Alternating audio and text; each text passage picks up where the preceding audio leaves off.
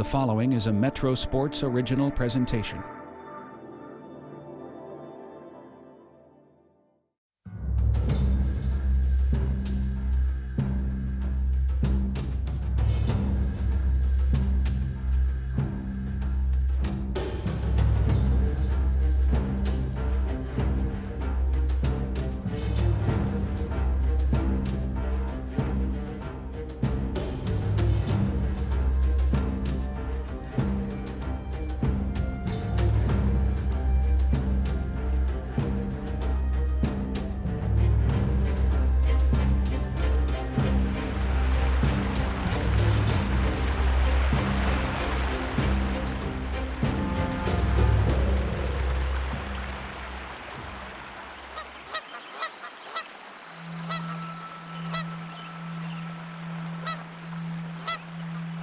It's hard to believe that something so peaceful, so serene, is the only thing that separates two sides of a bitter feud which runs thick with so much bad blood.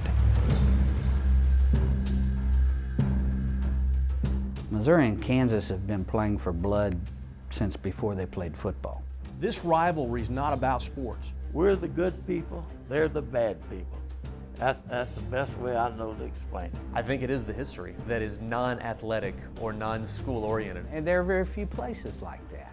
There are people in the state of Kansas and people in the state of Missouri that hate the other state, that hate the other schools. They're not even sports fans. I really think people have been fighting a civil war forever, and I just don't see it ending. I think it's just the history the people grew up with that said, well, that state believed in something different than this state believed in. Well, you have people from Missouri who can remember their grandma or their great-grandma telling them how the abolitionists came over and burned out their great-great-grandmother. And you have the same thing over here on the Kansas side. The Jayhawkers were known as just people that you couldn't trust. They have a mean streak in them.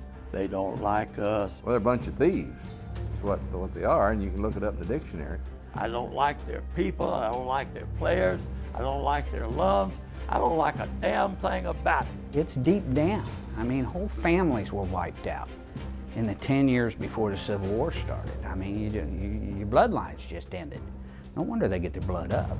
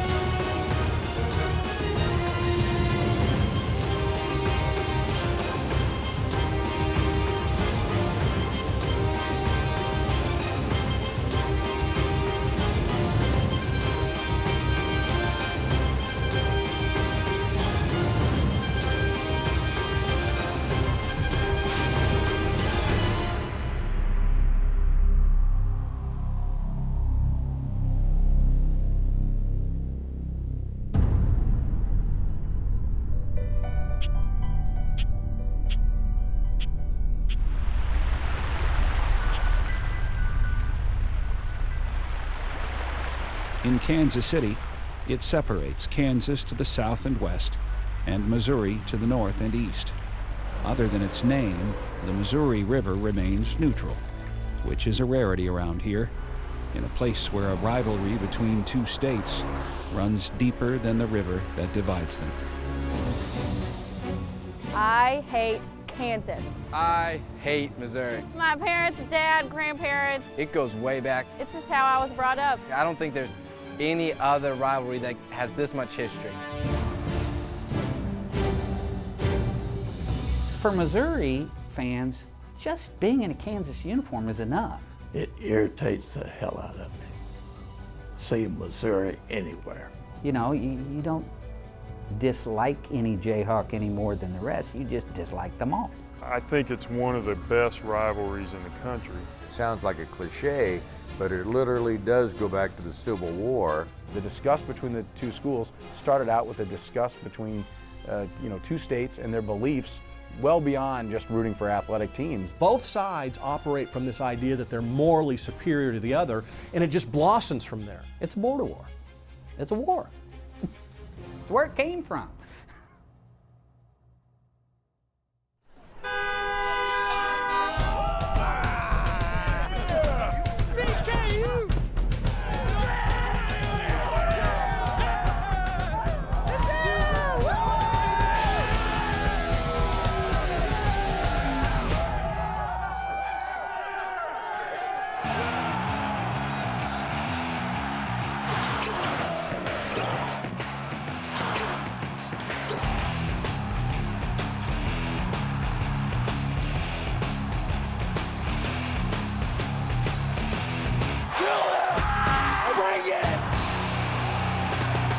This is how we fight the border war today. Right here. The outcome of the game. The outcome of the game. The outcome of the game.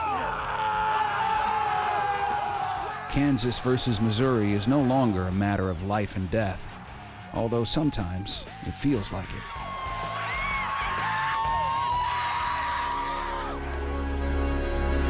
Oh, I can't stand them. Can't stand them. I have so much disdain and animosity for people wearing red and blue today. It's just unreal. I just don't like Missouri University, University of Missouri, because they are a bunch of idiots and they treat KU fans terrible.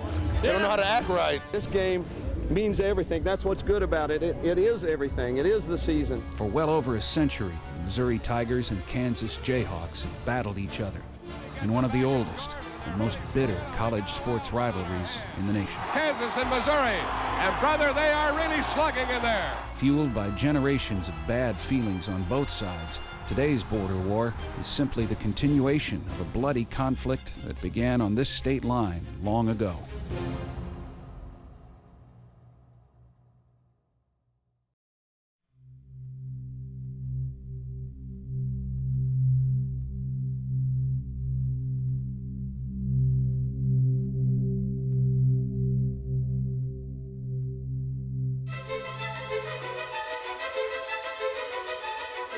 They are two Midwestern universities.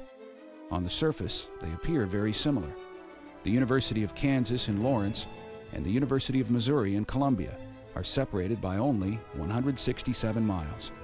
But in reality, KU and MU couldn't be further apart. A wise man once told me Kansas is a boring state. I've never been to Missouri and I don't want to go. Nothing interesting is in Kansas. Mizzou is trash. I don't think people in Kansas can read. I honestly think KU is just a better group of people. I think that I speak for most Mizzou fans when I say that we generally can't stand these people. KU versus Missouri, you can't get any better than that. We just hate each other, and it's great. Hate is an understatement. We despise, we loathe. It's just horrible, the hatred we all have. Like any other college tradition, the border war has been handed down on these campuses for generations. The bad feelings have endured from before these students were here, before they were born, before these two universities were founded, and even before Kansas was a state. Kansas is sort of at the crux of this conflict, growing conflict in the 1850s between the North and the South over the disposition of slavery, particularly in the West, in the territories. The Kansas-Missouri border war began with the Kansas-Nebraska Act of 1854. The legislation created the Kansas and Nebraska territories, and it also included the idea of popular sovereignty, permitting settlers to decide for themselves whether or not to allow slavery.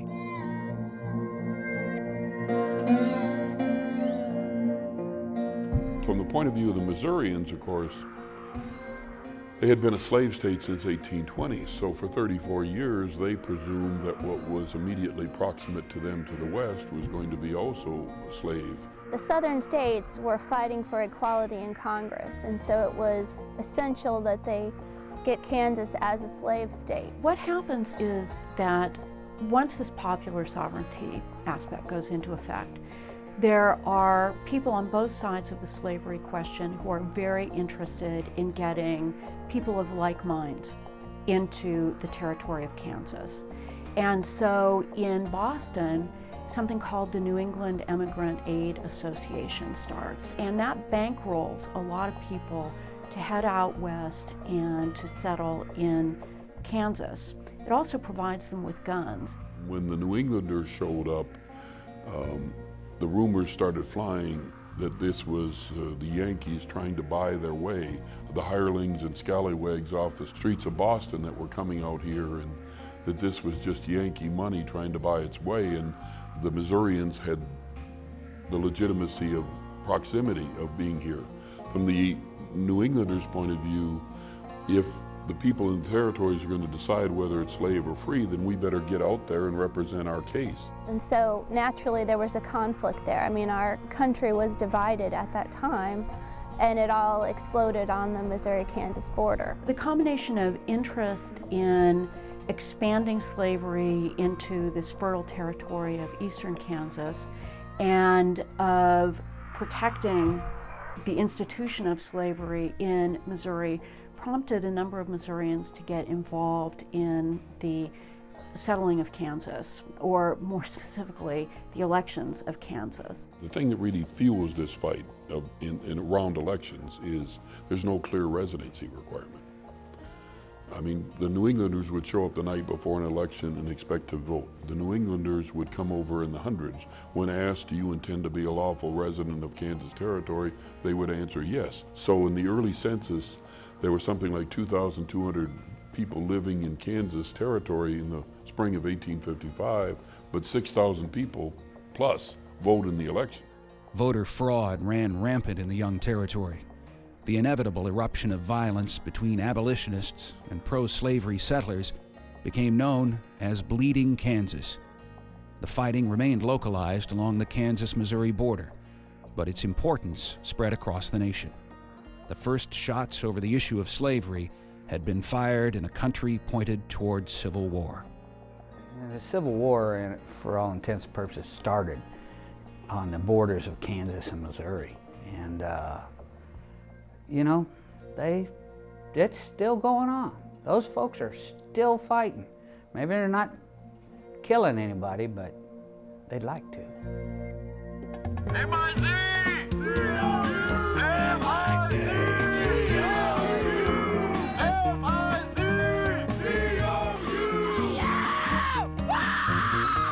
Although it's safer today, when Kansans and Missourians gather in the same location, the meeting's still likely to end up in some kind of battle. This is what KU fans look like. No, I can't look at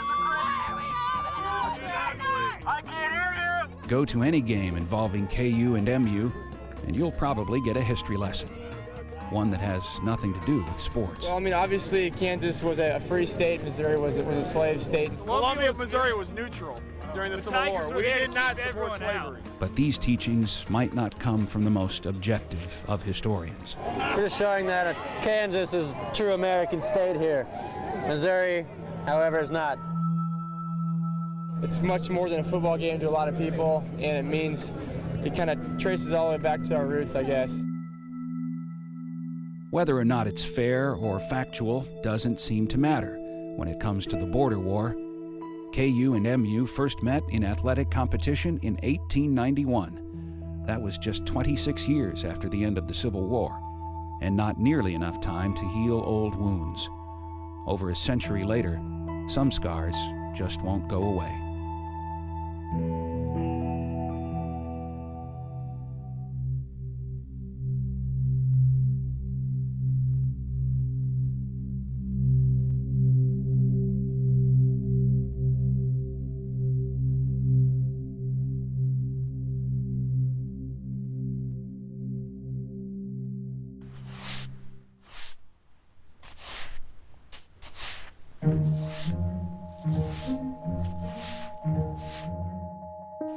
Depending on whom you ask, this spot in Higginsville, Missouri, is a place that should either be revered or reviled.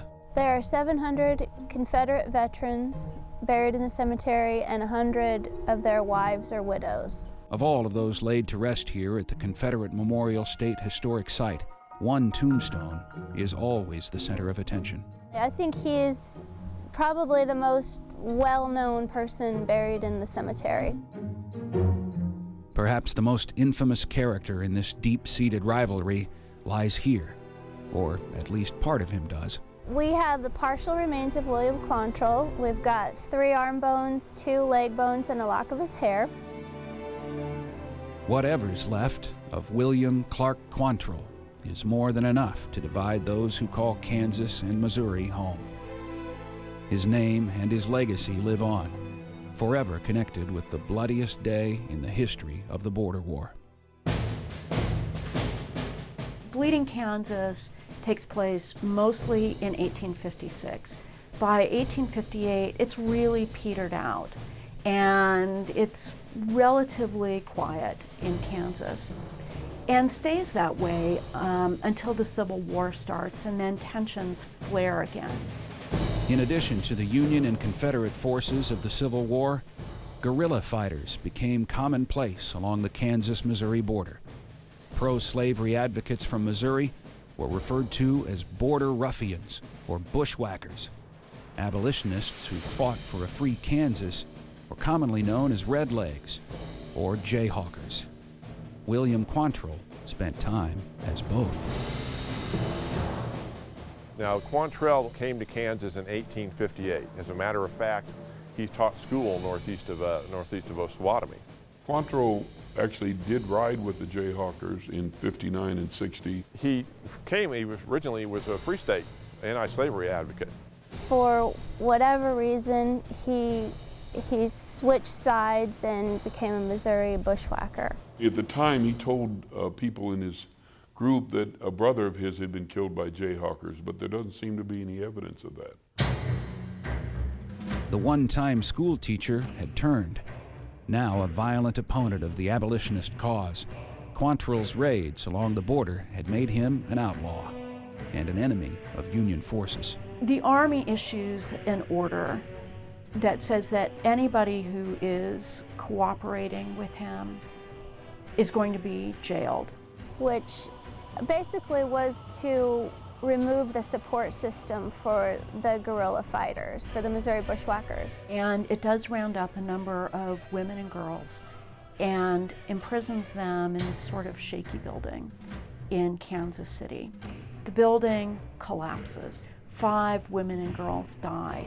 Women that were related to the bushwhacker leaders, like Bloody Bill Anderson. The bushwhackers felt like it was intentional, and so it became very personal. The tragedy in Kansas City set the stage for Quantrill's most famous ride.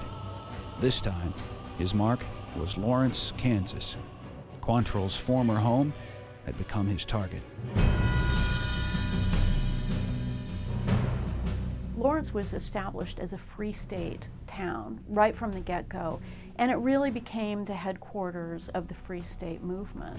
Founded solely for political purposes, the new town soon became a violent flashpoint of conflict.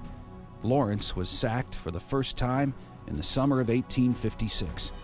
Just 7 years later, the Free Staters slept quietly as William Quantrill and his band of raiders prepared for revenge. In the minds of the bushwhackers, that was the last straw. They had been resisting Quantrill's call to ride on Lawrence because it was a very long ride and they would have been very exposed, and they were very wary of doing that. But when that hotel collapsed about August 13th and 14th of 1863, then men who'd been saying no to Quantrill said yes.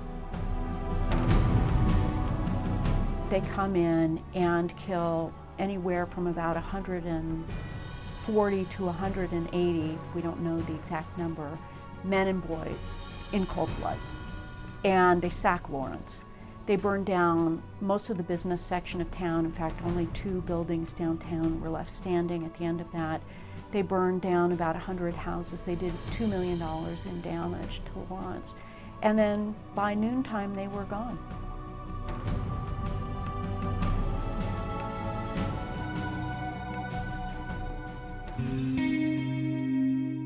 In response to the Lawrence massacre, Union troops forcefully evacuated civilians living in the rural parts of 4 counties along the western border of Missouri. The area became known as No Man's Land. They were grasping at any straws in order to try and get the bushwhacker situation dealt with. General Thomas Ewing thought, well, I'll do that. I'll get rid of them. We'll just push them out and they'll have nobody to support them. Had the exact opposite effect. It just inflamed everything even more. Bad feelings ran very deep for a very long time after that for a lot of people. In a famous painting done by George Caleb Binghamton, it shows Union soldiers driving off women and children off of their farms and burning them to the ground. The only thing it can be compared to is sort of the forcible evacuation of the Japanese in California during World War II. A lot of the homes were burnt, you know, and they tried to take what they could with them, but that kind of scar runs very deep in people, and it is very, very personal. So there are people still today that are affected by that. It wasn't that many generations ago. In a region that had been over and over again ravaged by violence begetting violence, once again after Quantrill's raid, violence begets violence, and after 10 years of this, it's pretty firmly in the hearts and minds of Kansans and Missourians.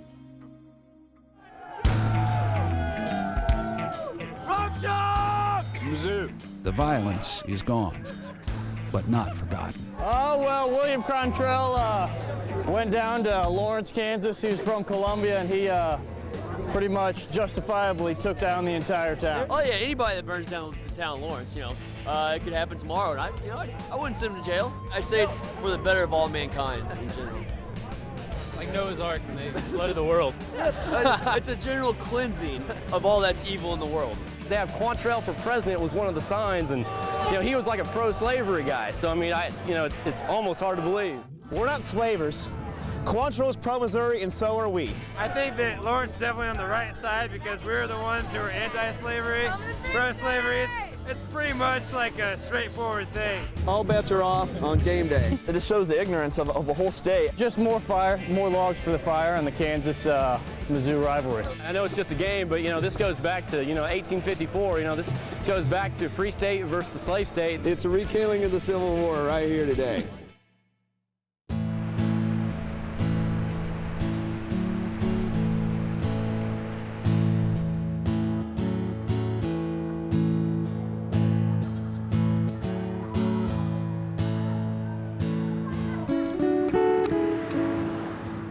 Every day in Lawrence, Kansas is a reminder of the town's beginning, its end, and its rebirth.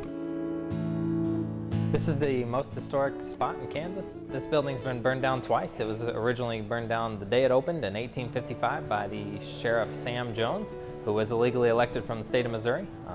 Kansas was becoming a state for freedom, and Missouri was a slavery state, so they decided that then it was the Free State Hotel. They would come down and burn down the hotel and to show that slavery should rule. The hotel was rebuilt and stood until 1863 when Quantrill and his raiders came through and sacked the town of Lawrence. Of course, the Eldridge was one of the buildings that was burned to the ground. It was talked about being as rising as a phoenix from the ashes, saying that it was starting over and being a complete symbolism for freedom and being here to show everybody that Kansas was a free state and that Lawrence was going to start out and be the first city. Time heals all wounds when it comes to running a business. Today, all are welcome at the Eldridge Hotel. Missouri money spends as well as Kansas money. However, that hospitality doesn't always echo around town. The horror of August 21st, 1863 has been handed down from the survivors of that day to the generations that have followed, and to those who come to make Lawrence a temporary home. To them, the border war and the disdain for their neighbor is still very real. Of course, just like every border, every story has at least two sides.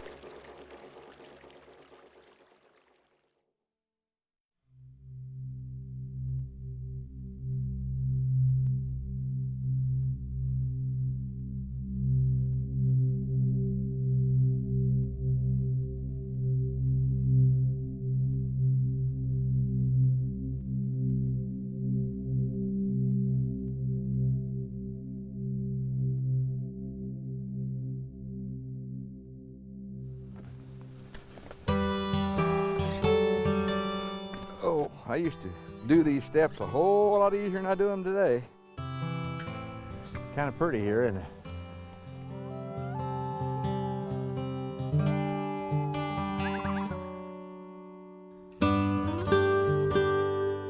Some of the most beautiful scenery in Osceola, Missouri is also some of its most sacred ground.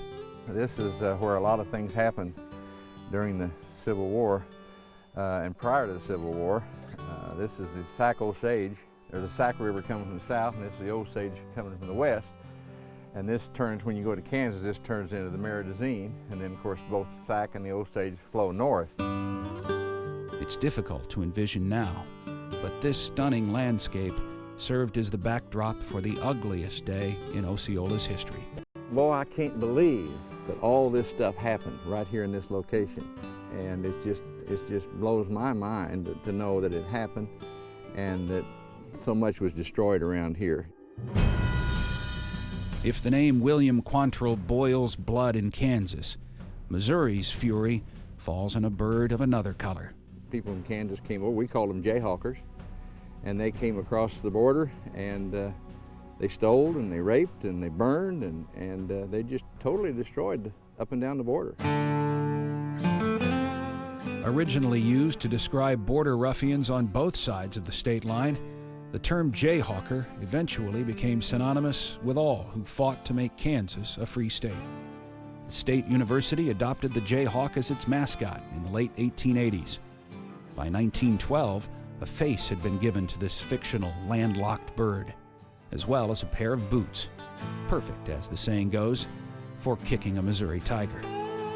The Jayhawk's image has changed throughout the years, but to proud Kansans and KU alumni, it's always represented the state's rich history.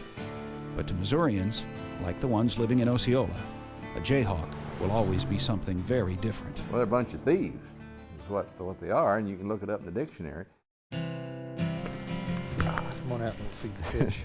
Feed the fish. You know, I've never done this with catfish. Man alive. Here, give me some of that stuff. Let's see what happens. My gosh, Rick, look at all the fish. Life in Osceola is slow and peaceful, calm and quiet. Except for a few days in the summer of 1861, it's always been that way. We were just sort of off here by ourselves, and we were involved in this heavy commerce. See, all the goods and merchandise would come up the Osage River, and they'd unload it here in the warehouses along the river. And it was just almost a paradise back in those days. We were just a community that was well-grounded and on our way to being a big city eventually.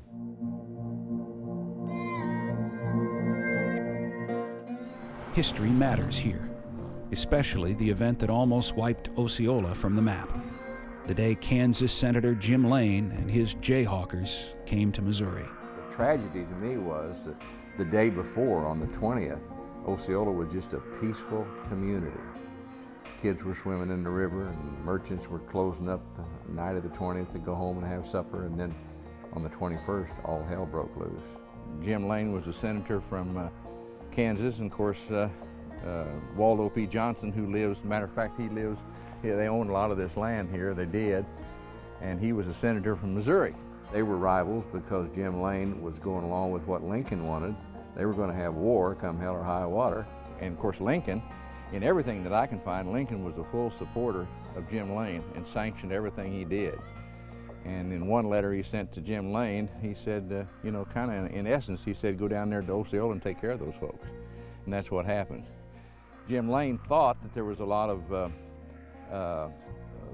you know, money and goods and ammunition and supplies here, but there wasn't that much, he found out. But he'd had his eye on Osceola for a long time. So anyway, about September the 21st, they came down through this area, little town out here, Roscoe. They came through Roscoe, came up the river, crossed the river, headed into town, and that's when it all started. Osceola was burned and looted. 9 men were executed on the town square. The Jayhawkers went back to Kansas with all they could carry and left Osceola changed forever. There was between 2,000 and 3,000 people in Osceola on the 20th, or the morning of the 21st. And when it was all over on the 23rd or the morning of the 24th, There was 183 people left. The raid was carried out under the umbrella of the abolitionist cause, but to those in Osceola, it has always been an unjustified attack by savage murderers and thieves. Jayhawkers just got the name of coming out and stealing from people and taking what they wanted and ransacked their homes and plunder and they're marauders, and I mean, they just do what they wanted to. Jayhawkers were known as just people that you couldn't trust, and they were after Missourians. Just as Kansas settlers had fought to decide for themselves the issue of slavery, Missourians were equally ready to kill to protect their homes, their property, and their own right of self-determination. Now, you know, people in Kansas, we're not trying to start the Civil War again, and there's a lot of good people in Kansas, just like there's a lot of good people in Missouri. But during those days, times were really, really hard. They were tough. And what the people in Kansas did, I'm sure they felt was justified, and what we did over here, we know was justified.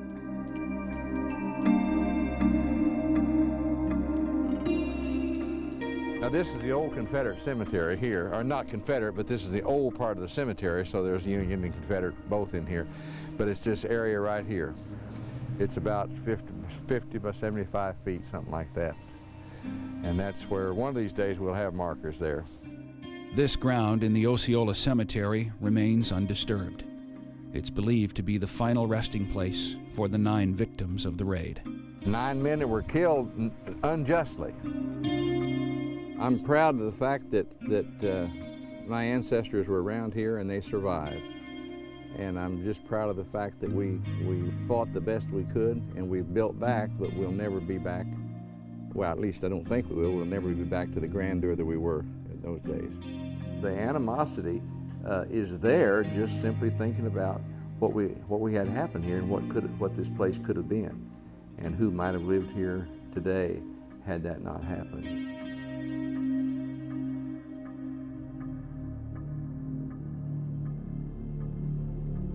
The burning of Osceola occurred 2 years before the attack on Lawrence. The death toll doesn't compare, and so neither does its fame. But to Missourians, stories like these are an explanation, and even a justification, for William Quantrill's actions. Some people think Quantrill was a wonderful hero, and other people think that he was a horrible, horrible guerrilla fighter, you know. And I'm sure he did a lot of things that weren't good, but everybody did at that time. Everybody was trying to survive. The whole conflict on the border at that time was very personal, and it was very vengeful, and what he provided for a lot of people in Missouri was something to fight for, some way that they could stay and defend their homes and their property. I do believe that in Missouri it rankled longer, because if you're identified with the losing side of the war, you have a vested interest in telling your children that history is wrong, that you have been unfairly portrayed. I mean, I guess I would just point out to people how much more important history is to minorities and racial groups than it is to those of us in the white majority group. It's just very simple. In almost any situation, whoever wins the war or wins the victory in anything, they write the story. The aggrieved party, the party that loses, has a much greater stake in the redressing of historical wrongs than the group that won. They tend to take it for granted and forget it. Both sides were injured, both sides were hurt. But here in Missouri, we feel like that what we did, what our ancestors did, was fully justified because they retaliated against the people that had done bad things to them.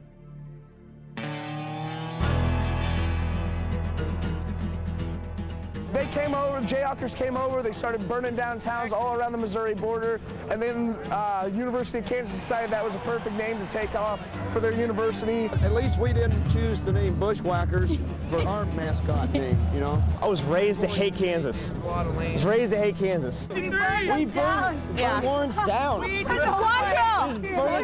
It's ridiculous. It still shows their thought process and how wrong they still are, I would say. People from Missouri and people from Kansas just have never gotten along, and that's one of the main reasons. And just the universities have become the rallying point. This guy named Missouri killed my parents when I was 4.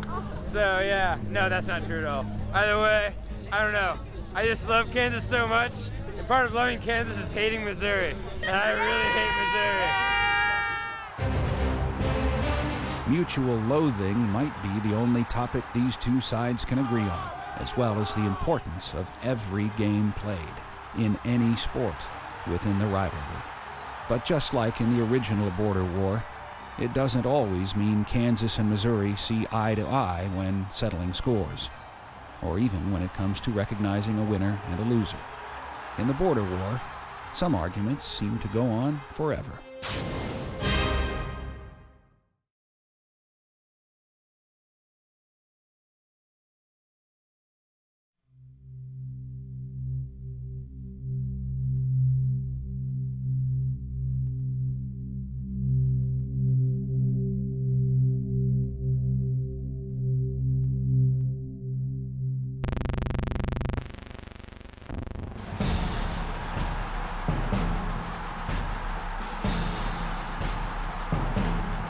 Historic, long-standing. It's a phenomenal rivalry. Emotional. It's been going on for a long time. Deep, lasting, strong feelings. Intense. There's a certain venom, I think, in the air, whatever venue it is. You know Missouri Week's coming. I remember going to church on Sunday and the priest talking about, hey, you know, we got KU coming up. Basketball or football game against Kansas is never a regular season game. If you're going to lose them all and win one, it might as well be that one. Missouri doesn't put on airs.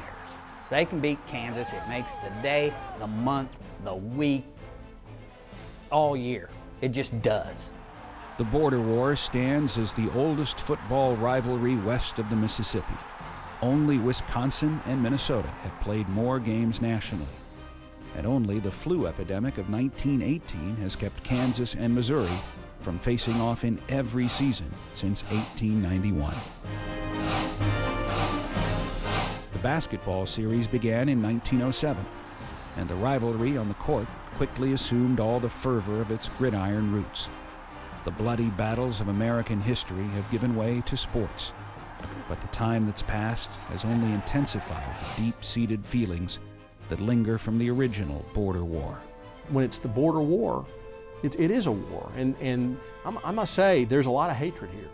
I mean, this is not a mutual respect. In today's politically correct society, people don't like to use the word hate, but I think it's a genuine hatred. Missouri probably was the only team that, during the time that I played, I didn't have a relationship or any kind of friendship. Partly because it was the rivalry. It just wouldn't happen. And we weren't supposed to get close to them. All the other schools in the Big 8 at the time, you knew at least one guy on the team that you could have a conversation with. We still just shake hands, and we don't send Christmas cards. I know it's cliche, you don't want to hear it, it's so dumb. Oh, throw out the records. Sports cliches are cliche for a reason. I even hate saying it myself, but it's true. The cliche of throw out the record books really applies. It's Kansas against Missouri. Maybe the best way to describe the border war is through the indescribable. I think rivalries, breed upset. You're going to get an intense, 100% effort from each group. You just never know what to expect. It's more than just one game. They're really playing for 2 or 3 or 4 games, or maybe even a season. There are no favorites in this rivalry, only bigger targets. Some years they would be really good, and some years we wouldn't. Some years we both were really good. But it didn't really matter. Everybody's just amped up a little bit more than they would be. I think that's the essence of a rivalry in college sports. Coaches can do everything they can to try to, get you up for the Iowa States or the Oklahomas. And as a player, you're supposed to do that. This is the game. This is the one you have to win. And I think teams will dig down and fight harder when they get down and struggle to come back, when normally they would just roll over and die. For the most part, the Jayhawks have tamed the Tigers in the basketball series, but Mizzou has managed to beat the perennial national power more than any other team in the country. The bigger they are, the harder they fall. Maybe Missouri won't be that great one year, but it always seems when Missouri's like that in basketball, they beat KU. Anybody that's involved in a rivalry game, they can say they don't or they treat it like any other ball game. You try to, but you don't. Kansas is always good in basketball. The Jayhawks always have great teams, national powers. But boy, with Norm Stewart leading the way for Missouri, I mean, they had such great games against the Kansas Jayhawks. As a coach, it was not hard to prepare for a KU game. Now, to get ready to play somebody from West New Jersey, that's your challenge as a coach. For my first 3 years, we went into the Hearn Center and had exceptional teams. You know, number 1, number 2, number 3 rated in the country. And we went in to play Missouri mediocre teams and lost. I remember my first trip ever to a Missouri KU game at Missouri. It happened to be that double overtime game where the Missouri fans just went nuts. Obviously, KU, number 1 team in the nation, went in there undefeated. The greatest Kansas team that I've ever seen. I wasn't around in '52, but the greatest Kansas basketball team I ever saw got beat over there. Missouri wasn't very good that year. Somehow, some way, Missouri ends up pulling that game out. Tyrone Lee, dribble penetration. Corn had it. Missouri gets it. Corey Tate! Corey Tate! 5.6 seconds remaining. And Missouri miraculously gets the ball back and takes the lead by 2. You know, that's what makes the rivalry so good is when, you know, a number 1 team can come in and I think they knew they had a pretty good shot at getting beat too just because of the rivalry. They'll jump higher, they'll run faster, and they'll make plays, sometimes bad ones, in that game that they wouldn't make in any other ball game. KU was quote, you know, the pretty, athletic, you know, team, and Missouri were the blue-collar guys that want to muck it up, and we were proud of that. I think that's what makes rivalry games such you know, a competitive environment and why you see so many upsets. You know, the rule of thumb in Vegas is if you've got a rivalry, take the underdog because they're going to play harder than they played all year. More times than not, talent may win, but we're going to win our share. And one thing that I think that everyone will say, especially the KU people, when they played Missouri, they knew they got our best game. They got effort, and maybe we were undersized or not as good as they were, but they got a game, and it's a game that they could remember. The football series has also seen its share of inexplicable upsets. More than a century of fierce competition has defined this rivalry. Sometimes things mean the most when they mean nothing at all. I think what makes the KU-MU rivalry special, and you can make a case for it being the best rivalry in all of sports, all of college sports, is the fact that the teams in football are very rarely playing for anything. They're not playing for a conference title. They're not playing for a national championship. You know, their whole season is about beating the other team. It's nice to see it played out now on Saturday afternoons with Kansas coming back and Missouri coming back because, you know, for a long time, neither one of them were worth beans. You know, it was, you know, there's a couple of 6-year-olds out there flogging each other. It wasn't a football game. You never know who's going to win that game. I think as long as I've been around covering it, it seems the underdog has won as much as the favorite team has. I can remember going over to Columbia at least 4 or 5 times when Missouri was heavily favored, and Kansas won the game easily. It's a game that I live for, and I did when I was playing, I did when I was coaching, and I still do. It is one of the great traditions athletically. Thank goodness it's the last game of the year because it's the one, you know, if we can beat Missouri, then the winner is not going to be quite as cold. You know, it has determined people's fate as far as their occupation was concerned. There have been people who have lost their jobs. The guy when I was here, Coach Alan Afrio, what a phenomenal coach he was. And you look at the big games that he won, but I believe he lost to Kansas 3 years in a row, and that was it. I'm sure athletic directors hear every day that, you know, we didn't beat Kansas, you know, and then I'm sure there are those years when you win 3 or 4 games in football, but you beat Kansas. So we're going to let him stay another year. Terry Allen was here at KU for what, 5 years? His teams weren't very good. I think they went 3-2 against Missouri. He had a winning record against the Missouri Tigers. I don't want to say that the programs have been bad, but there have been a lot of down times. And for the rivalry to be as passionate and heated as it is, when the game really has been for nothing other than the fact that you beat the other team, I think that's what sets it apart and what may make it the best rivalry in all of sports. The border war has ended as a tie on 9 occasions. Kissing your sister has never been less appealing. The other 100-plus meetings in football have been split right down the middle. Of course, the exact series total depends on whom you ask. That's just typical Missouri-Kansas. You know, probably if that's Missouri-Oklahoma, we'd probably work it out. You know what? But we're not going to work it out. It's just another topic on which Jayhawks and Tigers agree to disagree. And fittingly, it's all because of one game where the record really was thrown out the window.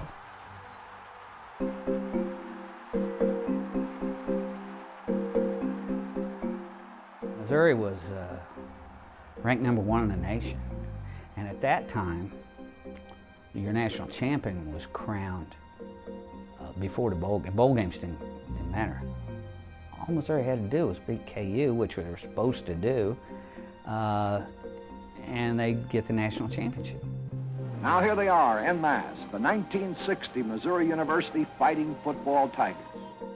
Obviously, it's a game that you think of a Kansas-Missouri game, and that's the one you think of. Most people will tell you, who follow Missouri football even a lot longer than I have, that the 1960 Missouri team, along with the 1969 Missouri team, were the two best teams that have worn Missouri uniforms. Here's Danny LaRose pressing the passer. It's intercepted by guard Tom Smith. This was indicative of the pressure LaRose put on all year. 1960 was a magical run for Mizzou. The Tigers had allowed just 56 points in 9 games and were the #1 ranked team in both major polls. The Jayhawks entered the contest with 2 losses to 2 non-conference opponents, who were also at the top of the polls when Kansas played them. The 1960 border war would be for more than bragging rights. It would be for the Big 8 championship. It should have been for a spot in the 1961 Orange Bowl, but it wasn't. The NCAA had already placed KU on probation for the illegal recruitment of Bert Cohn, who, before transferring to Kansas, had accepted a free flight to a college all-star game from Bud Adams, a wealthy oil tycoon and KU alum. And of course, people today, well, what's the college all-star game? Well, it used to be that the NFL champion would play a college all-star team every summer, and that's what it was. And this alum had a group of people that were flying to Chicago to see the game, and they had one empty seat. And he just happened to ask Bert, "Do you want to go?" Well, sure he wanted to go. He wanted to see the football game. So that's what they stuck us for, which I guess was against the rules, but it was such a minor thing. Regardless of what happened against Missouri, KU would not be eligible for a bowl appearance in 1960. However, to the dismay of MU coach Dan Devine, Bert Cohn would be permitted to play for the Jayhawks during the 1960 season, and he would take the field in the biggest game in the 69-year history of the border war. It was at Columbia, and Kansas thoroughly dominated that game, winning something like 23-7. We went over there, and George Bernhardt was on my staff. He was also here for other coaches. He was the defensive coach, and what a job he did preparing his kids that week. And we played Missouri, who was ranked #1. We weren't even in the top 20. And they did not make a first down until the middle of the 3rd quarter. And oh boy, I tell you, that was something else. Devine tells a story that there was so much national media in, and he, unlike other later years, he allowed a lot of access to his players and to his coaches, and he always said that was the reason. That was one of the big reasons why they lost. But there's just no getting around it. Kansas, even though Bert Cohn was ineligible and shouldn't have been on the field, beat Missouri on the field. They might have beaten them without Cohn. Missourians will never admit to that, but you know. Despite losing to Kansas, a disappointed Missouri team accepted a bid to represent the Big 8 in the Orange Bowl. A few weeks later, conference representatives met in Kansas City and changed their ruling on Cohn. KU was ordered to forfeit its conference title and the 2 Big 8 victories in which Cohn played. MU's record was restored and remained unblemished. Kansas fans were incensed and blamed Dan Devine and Missouri for influencing the decision with underhanded politics. It's grown even bigger than it was then. I mean, with each passing year, it gets bigger and bigger and bigger. As far as we feel, we won the game. It's a great win for Kansas, that's for sure, and a terrific Kansas team. You know, and the Kansans say, we beat you in 60. That's why you don't have a national championship in football. And Missourians come back. You had to cheat to do it. You're a bunch of cheaters. You know, you cheat in everything. You cheat in the lunch line. They can do whatever they want to do and say whatever the record is, but in our mind, we won that one. That's Missouri's response, and Kansas is still, yeah, but we won. We won. Yeah, but you didn't. The NCAA said you didn't. Well, I don't know. It was such a minor thing and had absolutely nothing to do with the fact that we did not let them make a first down to the middle of the third quarter. You know, it's one of those arguments you can't ever win. I mean, you know, nobody's right there, and nobody's wrong, really. The Tigers went on to win the Orange Bowl over Navy, capping off the only undefeated season in school history. The KU game kept Missouri from claiming a national title, but it hasn't kept them from declaring the 1960 border war a victory. KU recognizes the forfeit, but refuses to give Missouri credit for the win. Decades later, this is just one of the many scores Kansas and Missouri have yet to settle. Name another rivalry where when you look at the press guides, when you pull up the press guides, the football press guides, and you'll see two different records. Name another one. You can't do it. In the KU record books, it shows up as a victory, although it is a mention that was later forfeited, but the result on the field is what's listed. Missouri does it the other way, so I guess that's a rivalry. You can't even agree on the one-loss record. Missouri counts it as a win, and Kansas counts it as a win. And that's why when these teams play and you get their respective game notes, it's always off by one. Look, we know who won on the field. Kansas won on the field, so they claim it as a victory on the field, which they ought to, you know. But Missouri says, wait, no. They ended up having to forfeit. We claim the victory. They can't even agree on their record. I can't name another rivalry like that. I just can't do it. The national networks handle it that whoever's the home team, they run the record that the home team gives credit for. And there is that one game that's disputed. And I think the fact that they will not allow anyone else to tell them what the record is goes to speak to just how bitter this rivalry is. In most rivalries, I think that athletic directors or the school presidents would step in and say, look, this is just sports. Just work it out. Give them the victory. Just give them the victory. It's embarrassing if we don't do it. Not in this rivalry. The presidents of the universities are no way they're going to give up that win. They're just not going to do it because it goes to deeper things. Nobody's giving up even one game. I mean, think about it. They've played, it's the longest running rivalry west of the Mississippi, and they won't give up one game. Neither team will give up even one game that was played years ago. I think the people who still debate that, they don't even know what the issue was. But they're not giving up that one game, and I think that speaks to how big this rivalry is. It was huge. I think it ramped up the bonfires of the border war, which were pretty hot in the early 1900s and 1920s. That's why they moved the game out of Kansas City, because all the fans wound up in jail. After the game, they'd fight. Hello, everybody. This is Jack Buck at Brewer Fieldhouse in Columbia, Missouri. And in this afternoon's ball game, the University of Kansas meets the University of Missouri. Farrell shoots. This rivalry had descended from violence, and the 1960 football controversy sparked a return to the ugliness of the border war's roots. We go over to play them, and they start to introduce the teams, and the crowd wouldn't let them introduce the teams. This is a carryover from football. So then they're going to play the national anthem. There's no national anthem. We just start the game, play it, and it went pretty much without incident. Called very closely, but without incident, and Kansas won by probably 12, 15 points. They come to Missouri. Well, of course, now there's all kinds of publicity. Coach likes to say hello. How are you, Jack? It's nice to be here today. It sounds like we're in Columbia. It sounds like we might be in for it. I'm not sure. Bad feelings lingered for KU and MU's second meeting of the 1961 basketball season. On top of everything, a racial undertone made for an explosive environment inside Brewer Fieldhouse. At that time, Missouri was playing the song Dixie.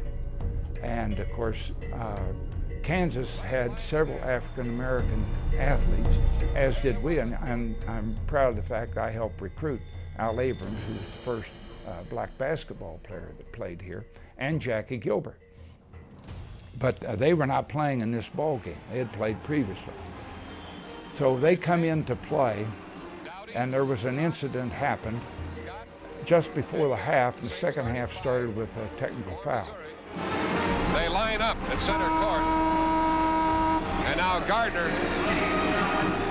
Gardner's going to take the technical. There he is. There's Gardner. And he makes it. And makes it 41-37. And now Kansas will get the ball out of bounds. So that kind of set the tone. The tone had been set, but that kind of got everything going. That's Sparky Stalcup, the Missouri coach, with his face in his hand, shaking his head. Hightower missed them both. Hightower steals the ball. Wayne Hightower stole the ball, goes to lay it up, and Charlie Hink fouls it. Now, depending on whose side you're on, you're going to hear how this started. But it's on film, so if somebody wants to see how it started, it is there. Hightower steals the ball and blows the layup. Then he gets it back and scores, and they're really swinging, and we got a wild one on our hands. Kansas and Missouri, and brother, they are really slugging in there. Players are pairing off, and there's a wild scramble down at the other end of the court. And now the spectators are coming out, and this is really getting to be something. Fans all rush on the floor. I mean, you know, that just didn't happen, but that was what was in the air. Fans rush on the floor, and it's a national TV game. Jack Buck's doing the game. It was not a good moment for either team, really, in the history of the play. It truly was not a shining moment. They're piled up. They're trying to get the band to play. Here's our national anthem, and let's see what it does to the crowd. Both officials have come away from that crowd because they just can't do anything about it. The band started to play, and then they stopped, and the people, spectators and players alike, are stacked up. And we mentioned it before. This is a carryover from the football season.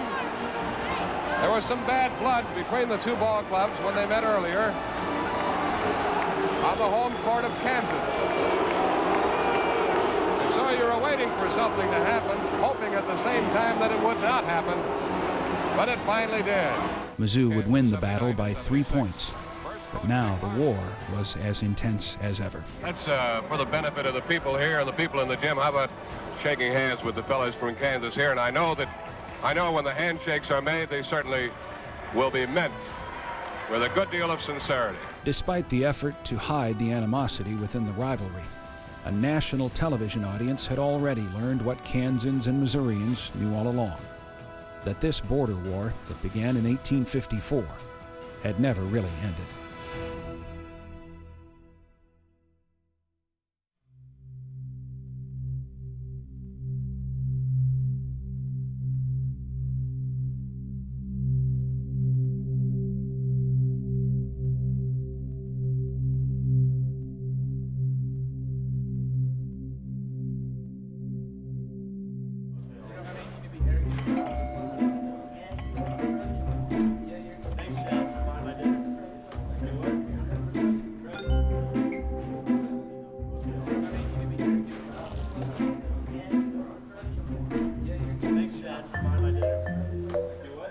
There's nothing better than devouring your biggest rival. I'm assuming Jayhawk would taste like chicken if there was an actual such thing as a Jayhawk. But since there's not, this is the closest we got. I had heard, I don't know if this is true, but I had heard that there's a proposition on the Missouri State House floor for the Jayhawk to be the official game bird of the state of Missouri. So I'm hoping that passes. For the Antlers, hating Kansas is a tradition and even a ritual. 5 years ago, it started with just a couple guys coming to KFC buffet the night before the Kansas game, and we decided over the last few years that we were going to make the night before our Chicken Hawk buffet night. We've gotten together the night before the game every year since I've heard.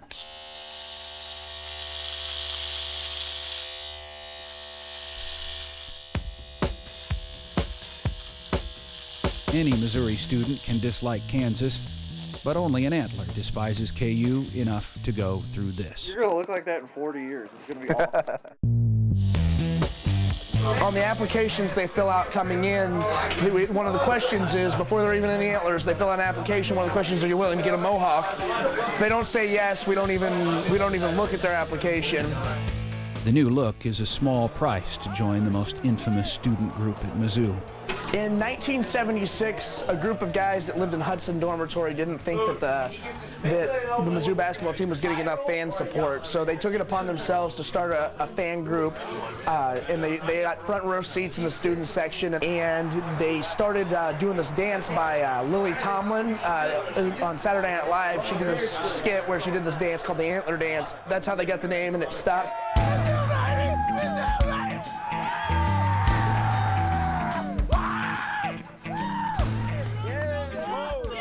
Out here. The Antlers are at every game, but when it's Kansas, they're at the front of the line. It's okay.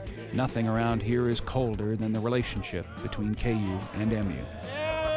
To me, at least, it's just really exciting because, I mean, it's the night before the biggest game of the season, the most underrated rivalry. You know, you hear everybody talk about like Duke, Carolina, SC, UCLA, all the things like that, but everybody just overlooks Missouri against Kansas. It's great to have these guys that feel the same way as I do. You know, we just show our hatred for this game. Like, we just hate Kansas, and it's fun having all these guys, like I said, that share the same interests with me. Yeah!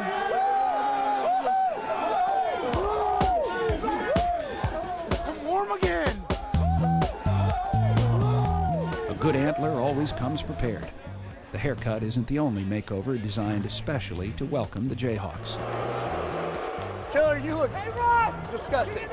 Mine fits surprisingly well. Maternity wear was the way to go, apparently. I'm not gonna lie, I'm pretty sure mine. Last year, the dress I got was this nice little purple number that was stretchy. It basically made me look like Grimace from McDonald's. But unfortunately, we lost last year, so I'm not wearing it again this year. That is all killer, no filler right there. No filler. The dresses are basically from an article that came out in the 1980s, indicated that Lawrence, Kansas had the highest per capita rate of transvestites in the country. So the Antlers read that article, latched onto it, and to make fun of Lawrence, Kansas as a city, they started wearing dresses to the games. It's research like that that's made the Antlers famous. Hey, Brandon Rush! Does this look familiar? Now, with the internet, it's made it way easier than I'm sure they had it 20, 30 years ago. We start with the opposing team's website. We'll get on there and look up the personal information. We're looking for articles on the Big 12. We're looking to see, if anyone got in trouble. Rush! What does your NBA career have in common with your driver's license?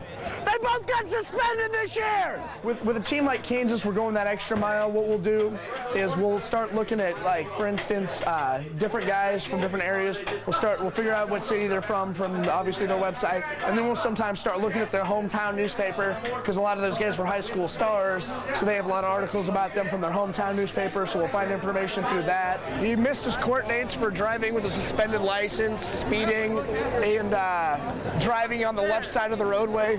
Hey, Rush! When the cop read to your rights, did you go, thank God, because I can't? All right, guys. Wah, wah, wah. I really enjoy being a part of the group. It's really cool, the fact that we've never been affiliated with the university. It's been self-sustaining for over 30 years now. It's been really cool and a really fun experience for me. The reason I joined, actually, my freshman, I didn't join until my sophomore year. My freshman year, I was sitting with the general students, and I looked at the Antlers, and I realized they're just having more fun than everybody else. I want to be part of that group. I'm coming to all the games anyways. Might as well be with the guys that are having the most fun. All right. If I was from Kansas, I'd kill myself. If I was from Kansas, I'd kill myself. If I was from Kansas, I'd kill myself. So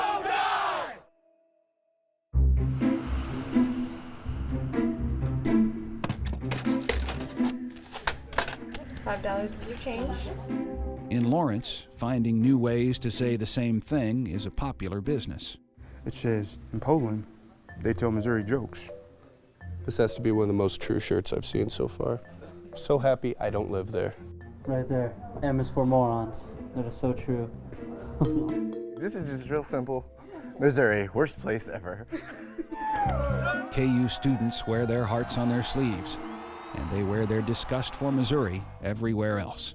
Missouri, where wearing a mullet is keeping it real. Missouri, where men are lonely and sheep are nervous. Now with schools. SKOOLS. Missouri, how can 6 million people be so stupid? This picture is actually not shown in actual size. They're much larger than that, most of them. I also don't see any hooves. Part of why rivalries happen is in a lot of identity research, we see that one way people identify who they are is by who they're not. Like sometimes it's easier to develop an identity by opposition to something else. I hate Kansas. I hate Missouri. Ugh, Kansas. There's so many things that they lack, so many great deficiencies, self-esteem problems. We really almost feel sorry for them. They're pretty much hicks. They're pretty much just kind of the scum of the earth. They're kind of like the rejects of the Midwest. Missouri's kind of like the ugly stepchild that's really, really ugly. There's only like this much of Kansas that even has people, and that's their small little crowd of the Jayhawks. Bless their heart. I hate Missouri because I hate mediocrity. If you're more prestigious, you're more prestigious, and you're from Mizzou. That's just how it goes. Turns out often the intensest rivalries are among those you're close enough to always be on the radar of, and yet far enough to claim some kind of separation. Kansas is a boring state. When you drive through Missouri, like if you get deeper and deeper in there, it's just a horrible experience. Driving through it was very boring. Nothing but flat land. It's a really trashy state compared to Kansas. Kansas is very beautiful. I don't know how they survive. Oh, it's terrible. It doesn't even compare to here. I'm getting ready to graduate. I'm a senior. I graduate here in December, and I am searching for jobs anywhere in America minus the state of Kansas. I've never actually been there, but I can't imagine why anyone would want to. I'm not a big fan of Kansas. Your roads suck. What's the deal with that? I've been to Lawrence, and the closest city I could compare it to is Columbia. I mean, and yet we kind of have these images. There's a desire to keep that buffer zone there, or that firewall, to kind of, I mean, maybe like at some level they know that the other team's fans or the other team's players are just like their own. So one way you don't have to deal with that messy reality is to just kind of build a firewall and stay within your own community, and then you can happily have this image of the other side as the bad guys. Well, they're all snotty, slutty. Rich, snooty, dirty, usually mullets. Kansas people, probably as boring as the state. But they don't usually take showers. A lot of idiots, mainly idiots. Bad drivers. The roads are bad. The education's poor. Everyone is married to each other. Stereotypes are moving targets. They can be, Kansas can be too hickish, or it can be too elitist. Missouri can be too hickish, or it can be too elitist, depending on which is negatively valued in a particular context. I hate Missouri. Yes, I hate Kansas. It's hard to hate someone who you always beat. I like to use more despise. Yeah, I believe hate would be the best word to describe that there. Really, there's not much stronger of a word you could use, I don't think. I hate them strong enough to use the word hate. No, it's not strong enough. I need a thesaurus.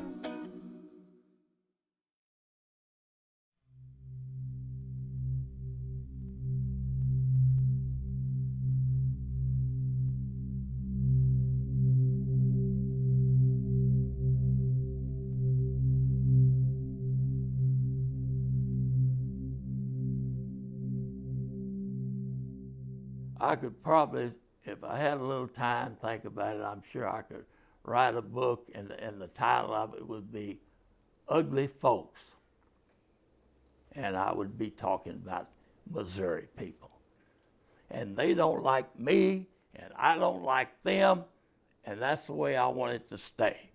The next day, the tiger came and knocked on the little bird's door. He said, "Little Jayhawk, I did not go to the lake yesterday. A great big thing flew out of nowhere, hit me in the head and knocked me over." "Ha ha," said the little bird, "that was me with my Kansas football." The three little Jayhawks laughed so hard they fell on the floor. When the tiger heard this, he was very, very angry indeed. He said, "Little Jayhawks, I'm going to climb down your chimney and eat you." As it turns out, Don Fambro did write a book about Missouri, but it's not called Ugly Folks. Instead, its title is The Three Little Jayhawks, and considering the author, it can only have one ending. And then the big bad Missouri tiger climbed on the roof and plunged down the chimney. The three little Jayhawks took the lid off the pot, and the big old mean, ugly Missouri tiger fell in with a big splash. The clever little Jayhawks enjoyed tiger soup for months. The end.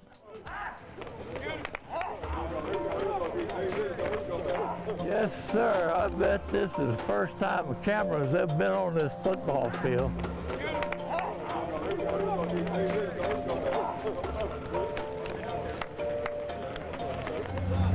I'm doing good. Coach, how are you today? Those people asked me, they said, "Can we bring the camera on the field?" I said, "You're more likely to bring a submachine gun on the field than you are a camera." I could. We'll let them do it for you. They must caught you at a weak moment or something. Yeah, they did. Yeah. He's from Texas, but it would be hard to find a more true blue Kansan than Don Fambro. It's part of me. It's my life. It's just everything to me, and I think I might love these kids as much as anyone. Hey, Mac, I'm mighty proud of you. I am mighty proud of you. I'm proud of you. Thank you, sir. Appreciate it. Just get better. Somebody said to me one time, said, "Why don't you move someplace else? Move here or move there?" Well, I said, I can't afford to do that because everything I have to wear has got KU on it, and I can't afford to buy a new wardrobe. But seriously, it's my love for the university and for the town and for the state. Nobody loves KU more, but it's not necessarily love that Fambro is known for. I've never had a friend from the University of Missouri. I don't plan to ever have a friend from the University of Missouri. I don't like the University of Missouri. I don't like their people. I don't like their players. I don't like their alums. I don't like a damn thing about it. You talk about somebody that draws the line in the sand and doesn't cross it for anybody or anything. When it comes to Missouri, Kansas, it's that guy. A few years after I'd been up here, I had a serious illness, and they knew of a doctor over there on the Missouri side that probably could take care of me. And I told him, I said, no, I'd rather die first than to have somebody from Missouri to operate on me. And I meant it. It's like he's coming out of an out-of-body experience. He does not like Missouri players, food, hotel, nothing, okay? End of story. It's just like that. Today's coaches would really never say anything to incite anybody. You know, they're always so worried about saying something that's going to make material that'll go on a bulletin board and all that. Whereas, Don Fambro, I mean, he is just outspoken about being anti-Missouri. It's just cut and dry. Talk to Coach Fambro about rivalries. Yeah, he'll tell you Kansas State's a rivalry, Missouri's a war, and I know he feels that way. It's just like saying that it's what do we, Missouri game is what do we say? Some people call it a showdown. Yeah, showdown. Now that irritates the hell out of me. It really does. Fambro would always come in, he'd say, talk about Missouri Week. It's not your rival, it's a war. It is about as far from being a showdown or a hoedown or whatever the hell else they're talking about. It's none of that. It is a total war. And I just wish the people that have called it a showdown could put on the pads and go out there and play against that bunch. I've had him on our radio show that we do, and you have to beep it out, man. If he gets, right before the game, you forget about it. Don't have him on, because he'll just lose it right in mid-sentence. Don't call it a show. It's not the KU-MU showdown. That sounds like we're getting together for a tea party or something. and that's not the way it is at all. I think about the Missouri football game being a total war, and whether we play at Arrowhead or play it here at our place or play it on the moon, it'll be a war. And you will notice that this said, at one time it said the Barter Showdown. Well, I rubbed out the showdown and put war, because I don't want anybody to think it's a showdown. Political correctness has never been Fambro's strength, and that's made him a wanted man, just the way he likes it. Someone sent this to me. This is one of the posters that I guess was found over on the Missouri side. It says, "Wanted dead or alive, Coach Fambro," and they picked out the ugliest picture they could find. They started out offering 25 cents, but then they changed it, and now they're offering a dime. And that really irritated me. 25 cents wasn't too bad, but boy, for a dime, golly. On the home side of the state line, Fambro's passion for the rivalry and his lifelong dedication to the University of Kansas has made him a Jayhawk hero. Now these are all, as you can see, these are all footballs from the Missouri game. And they were presented to me, and I guess because they know my feeling toward Missouri. Just the fact that they would think, that I deserve the game ball. There's no way to describe how much that meant to me. Don Fambro's love affair with KU began as a student athlete in 1946. Following his playing career, Coach Fam worked as a KU assistant before serving 2 separate terms as the Jayhawks head coach. I'm probably the only coach that ever got fired twice from the same school. I don't know if that happened anywhere else. None of that. No one individual, no 2 individuals would ever change my mind about the University of Kansas and the state of Kansas and the city of Lawrence.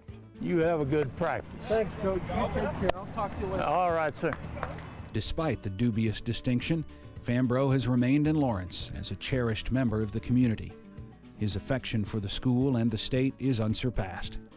But fittingly, his disgust for Missouri began before he had ever set foot in Kansas. I was in the service with a young man by the name of Ray Evans. And that name is, I'm sure, very familiar to some of the old timers. Ray was, in my opinion, the best athlete that I've ever played with, I've been around. He was first team All-American in both football and basketball. And we were in the service together in World War II for about, around 4 years. And there at the end, when we thought, the war was about to come to an end, and we were looking forward to getting back to our lives and going back to college and that sort of thing, and playing football and things that we had left behind. And he started talking about the possibility that we might go to the University of Kansas. Now, to be perfectly honest with you, hell, I'd never been to the state of Kansas before. In fact, before the war, I'd never been out of the state of Texas. I thought that was the world there. I didn't think there was anything else. Well, before he started talking about University of Missouri and the University of Kansas, he let me read a book about Quantrell. And I read that book over and over and over again. And and not knowing anything about this person, I totally despised him. Anybody that would come over in the state of Kansas, and Lawrence in particular, kill all the men, rape all the women, and burn the damn town down. I couldn't think of anybody that probably at that time outside of Hitler that I disliked more. And I compared the two together. Quantrell and Hitler were very similar. They probably were brothers if we really got down to it. But he let me read that book. And I told him one day, I said, I would follow you, and I meant that sincerely. I said, I will follow you to Japan. I will follow you to Germany. I'll follow you to Russia. I will not follow you to Columbia, Missouri. And he said, well, don't worry, Don. He said, we only go over there every other year. We go over there and kick their ass and come on back home. Well, that sounded good to me.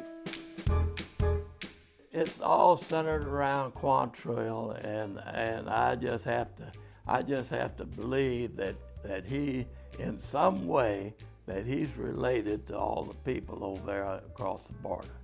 That part of him is in all of those people. They all have a mean streak in them. They don't like us, and they say terrible things about the people over here at Kansas. We say terrible things about them, and I enjoy every second of it. Those feelings have lasted a lifetime. Fambro's retired now, but he hasn't stopped teaching. Old habits die hard. I tell a story that I remember when I was coaching, talking to my team, and I happened to tell them a story about Quantrell. Well, I had this wild-ass freshman that believed everything I said. And you would know that on the following Monday, he had a history test about the Civil War. And one of the questions on the test, who was Quantrell? Well, I'd be damned if he didn't put down there he was a Missouri alumni. And you know, and that's kind of carrying it to extreme, but anyway, I probably said that. Fortunately, I knew the professor, and he called me Monday, and he said, Don, I'm gonna make a deal with you. He said, I'm gonna let you coach football, you let me teach history. And I said, that's good. I'll sure go by that route. You know, Don Fambro was, many times the current KU coach will invite him in to give a pregame pep talk, and nobody gives pep talks like Don Fambro. I mean, not since Newt Rockne has anyone given pep talks like Don Fambro.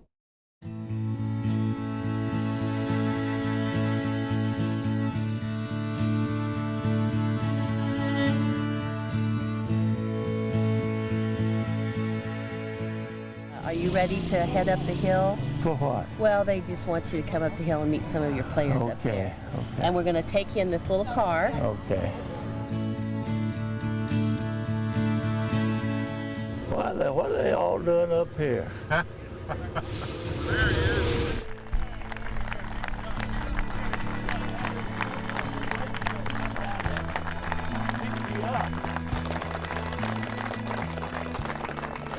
I just want to know, is this a real secret or? Oh God! No, I didn't know. Woo. Boy.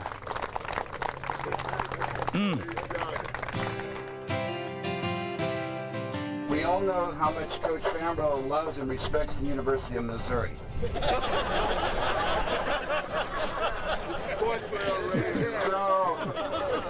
So the first thing I said to Warren Corman is, you better make this thing bomb-proof, and you better make sure that no one can come here in the middle of the night before the KU Missouri football game at Memorial Stadium and remove this bench, because I guarantee you they'll do it if they can. Coach Fambro has shown a love and commitment to the University of Kansas and the KU football program unequaled by anyone in the history of the university. This bench is presented by his former players as a symbol of their love and respect for a great man, devoted husband, and inspirational coach. Dedicated October 13th, 2007. So if you will all, on behalf of all the players and all of you here, let me just say, Coach, thank you for being such a great part of our lives. Thank you, David. I guess for the first time in my life, I'm speechless. I always thought before that benches were presented to people who were dead. Maybe David forgot to tell you something. Boy, this is something. Almost like beating Missouri. Not quite, but almost. Speaking of Missouri, I'm going to tell you something that I've never told before. Never. And then you won't believe this. My doctor is a University of Missouri graduate. It's a miracle. It's a flat miracle that I have lived as long as I have. Fortunately for me, he got his med training at the KU Med Center. I'd be in serious trouble. But, oh boy, I wish I knew how to say thank you a million times for this. This is something else.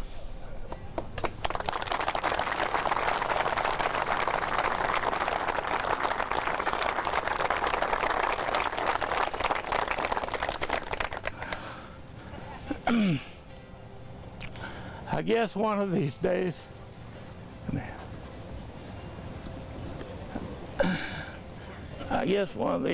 I'll sit here, we'll watch a football game, won't we?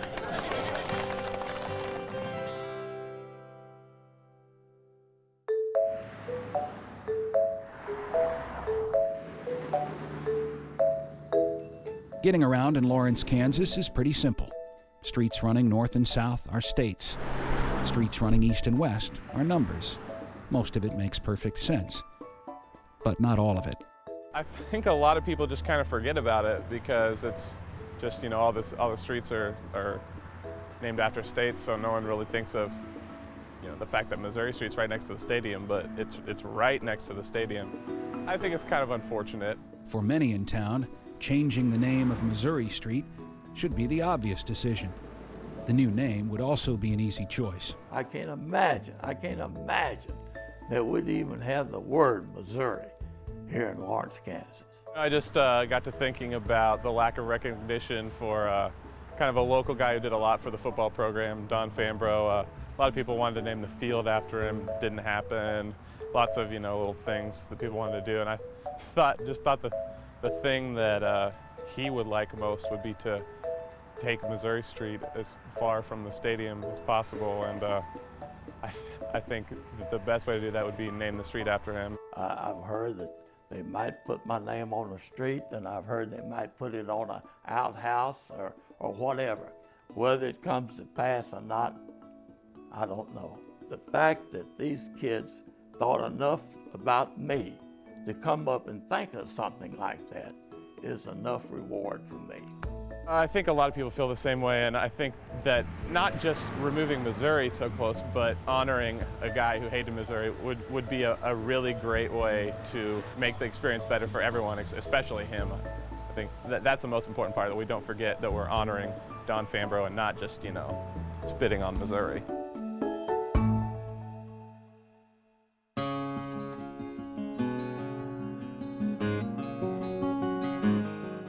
There are some signs that you'll never find in Lawrence, and it's unlikely anybody in this Columbia neighborhood wants to change a thing. We were actually building this subdivision, and you know, there's so many streets that you got to find names that are left. And I thought, well, that'll just be a good name for out here. The name is appropriate for the street's most dedicated resident. This is the actual picture of this was the raid on Lawrence from Harper's Weekly 1863, and that was the burning of Lawrence and those are the actual newspapers from that period of time. This is from the victory when we beat Kansas 69-20, which was the all-time point spread. When they had presidential inaugurations, you could order special plates, and they got a Mizzou and a Burn KU, and then this is one of my license plates that I've got. That's the KU Hater truck, and there's Burn KU car. Yeah, this is a real genuine Jayhawk captured. We got them. Remember Quantrell, burn them again. That started for such a long time ago. It's just, you know, even when I was a kid, Burn KU. It was just, everybody was kind of just what they say. Raise the flag, boys. Tom Mendenhall's collection doesn't just sit at home on Quantrell's Pass. For the biggest game of the year, it travels with him. That's a 4th Missouri Partisans hat, and that's the symbol that they rode when they were riding with Bloody Bill and everybody in Quantrell. Here's Quantrell's battle flag. At any border war game, you can count on two things. Tom will be there, and he'll always get a reaction from Kansas fans. They give us about a half a peace sign. And a couple of them actually came over to look at that, and they said, do you know what Quantrell represents? Yeah, we won. We're 1-0 no matter what happens. There's parking way in the back, over the hill. Send them way to the back. All right, guys, take them down tonight. As many people do know and some don't, the Kansas guerrillas that actually defended Lawrence after Quantrell's Raiders came and burned it down wore red legs, red socks up to their knees. So the Kansas Redlegs were worn. John Brown led them to victory over our enemies on the Missouri side. It's obviously the John Brown mural, just depicting him as sort of like the whole Free State guy. You paste on the Mangino head, hold up the KU flags, and then you got John Brown Gino.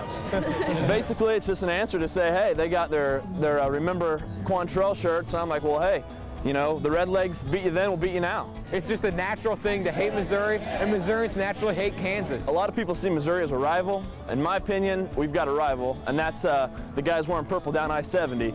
Missouri is our enemy. They're definitely not a rival, they're an enemy, pure and simple.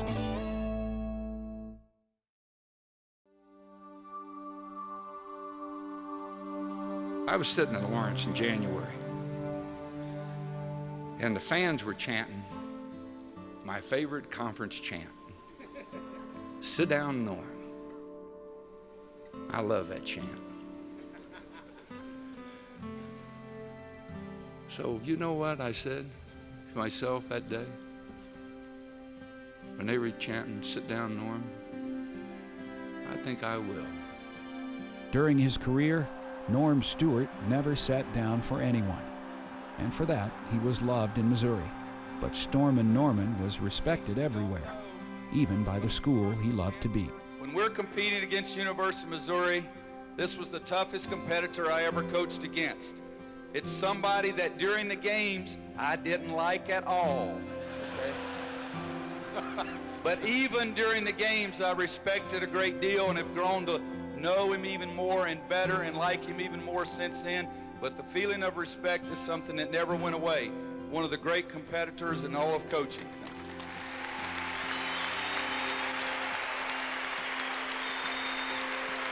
And lastly,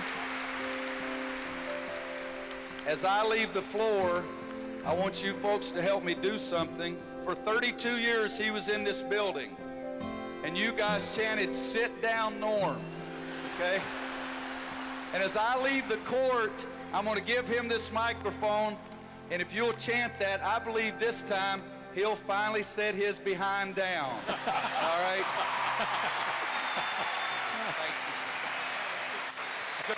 Wow. Now here's Norm Stewart's going to sit down on this rocking chair presented by Roy Williams, Kansas Jayhawks. That rocking chair is in the other room, I believe. I'll be darned. Well, I tell you what we did. We had a group of our friends for our 50th wedding anniversary, and so I removed the chairs. They were right here. So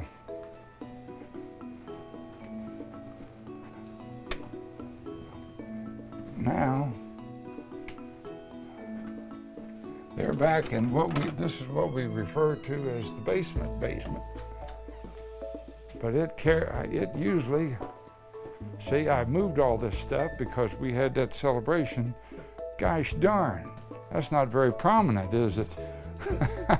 Well, at least it's with the Christmas trees. It's a spirit of giving. My old coach used to have the old stick of gum deal.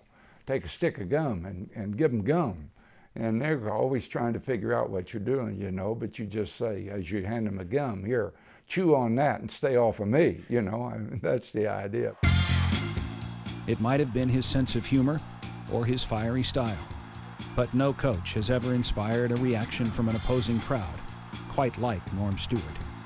Norm was one of those coaches that could kind of take the heat of that crowd and put it on himself and let his players go worry about playing basketball in the ball game. He was a big man, tall man. He stood out among the crowd. He had blonde hair. Think how many times you'd hear those KU fans, "Sit down, Norm, sit down."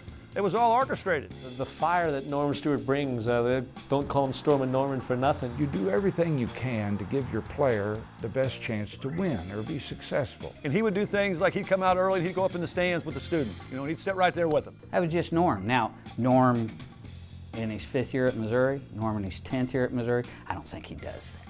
Well, I always said as long as they didn't throw any objects that were hard, you know, that's what the fans are for. An all-state selection from Shelbyville, Missouri, Norm Stewart was, at one point, close to becoming, of all things, a Kansas Jayhawk. Dr. Allen recruited me, and that was the year. I graduated in 1952, and that was the year that Kansas won the national championship and beat St. John's. And they actually had me visit. So I drove to Lawrence, Kansas, made my visit, came back, but my high school coach was from Indiana, and he was a great friend of Branch McCracken. And he said, no, he said, send him to Missouri. He said, he's a small town kid, he comes over here, he'll get lost. And he said, you send him to Missouri, and that's his home state, and I liked the university and it was close, but that was the final decision. Since that moment, nobody has been more Missouri than Norm.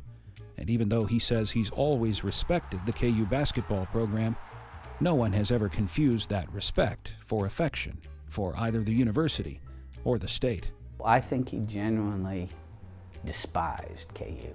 I do.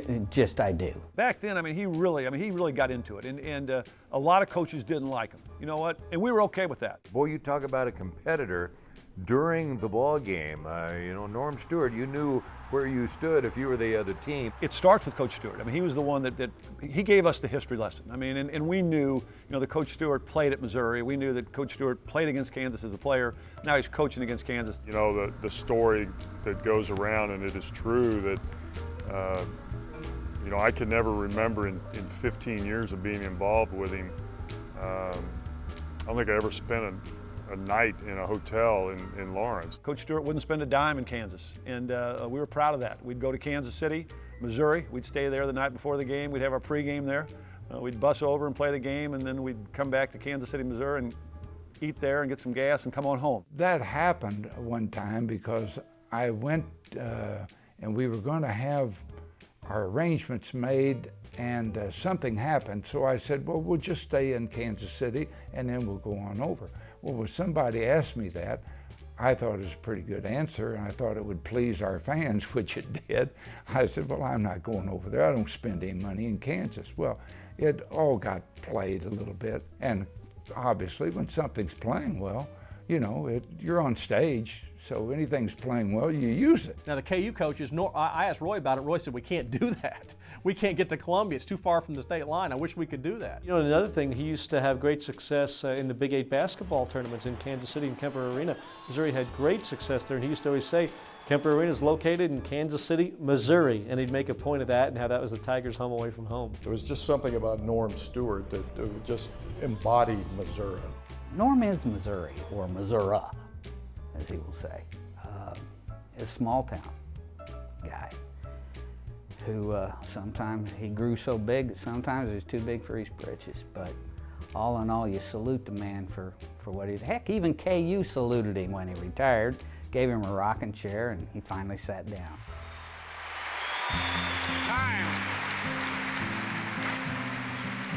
Time is very precious, and I want to thank Roy Williams, Kansas University, and you great friends and fans for sharing this moment with me. Thank you. I'm telling you what, watching Norm Stewart sit in a rocking chair and be cheered by the fans at Kansas was pretty unbelievable. It was an unbelievable scene. I thought it was a really neat thing, but I think it's important to note, even at that time, with all the love that Roy gets up there and gets on the microphone and talks about how much he respects this man as a man. After all that drama, only about half the crowd gave him a standing ovation. Only about half the KU fans really got into it. And to this day, there are a bunch of Jayhawkers who feel like that was a huge mistake honoring Norm Stewart. That's this rivalry in a nutshell. When we met before the game, I told Roy, I said, let's don't stand too close together. Because I said they could get us with one shot. And I said, you're Kansas, there are a lot of your Kansas people don't like this idea, and there's a lot of my Missouri people that don't like this idea. So let's kind of stay apart.